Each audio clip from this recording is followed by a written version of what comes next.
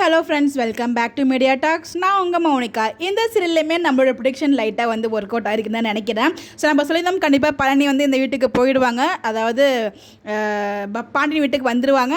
கண்டிப்பாக அவங்களோட மனைவி சுகன்யா வந்து நெகட்டிவ் ரோல் தான் பண்ணுவாங்க அப்படின்னு சொல்லிட்டு அதே மாதிரி தான் வந்து இன்றைக்கி ப்ரொமோ பார்க்க முடிஞ்சிச்சு நம்மளால். நான் நினச்சேன் நம்ம ராஜியோட அப்பாவும் சித்தப்பாவும் தான் உங்களுக்கு எல்லாமே சொல்லித் தருவாங்க அப்படின்னு சொல்லிட்டு. ஆனால் இல்லை, நானே உங்களுக்கு ஹெல்ப் பண்ணுறேன் அந்த குடும்பத்தை வந்து நாசமாக்குறதுக்கு அப்படிங்கிற மாதிரி சுகன்யா வந்து இங்கே பிளான் பண்ணி கொடுத்துட்ருக்காங்க.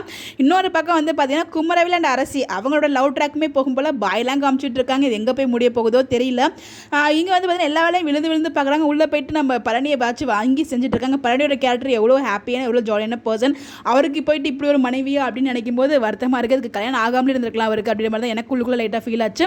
ஸோ அந்த ஃபேமிலி எல்லாமே பாசிட்டிவாக எப்படியும் தங்கமையில் வந்து நெகட்டிவ் கொண்டு வருவாங்கன்னு பார்த்தோம். பட் அவங்களுமே ஒரு பாசிட்டிவான அட்டாக்ல கொண்டு வந்துட்டாங்க. பட் நெகட்டிவ்க்கு வந்து பார்த்தீங்கன்னா நம்ம சுகன்யா அப்படிங்கிற ஒரு கேரக்டரில் நம்ம சாந்தினி வந்து இறங்கி உள்ள பூந்து விளையாடிட்டு இருக்காங்க. நம்ம எதிர்பார்த்த மாதிரியே அவங்க வந்து நெகட்டிவ் லீட் தான் பண்ணிட்டு இருக்காங்க. பாப்போம் என்ன நடக்குது அப்படின்னு சொல்லிட்டு. ஸோ நீங்கள் ப்ரோமோ பார்த்தீங்களா, நீங்கள் என்ன ஃபீல் பண்ணீங்கன்னு சொல்லி மறக்காம உங்களோட கமெண்ட்டில் ஷேர் பண்ணுங்கள். Bye by.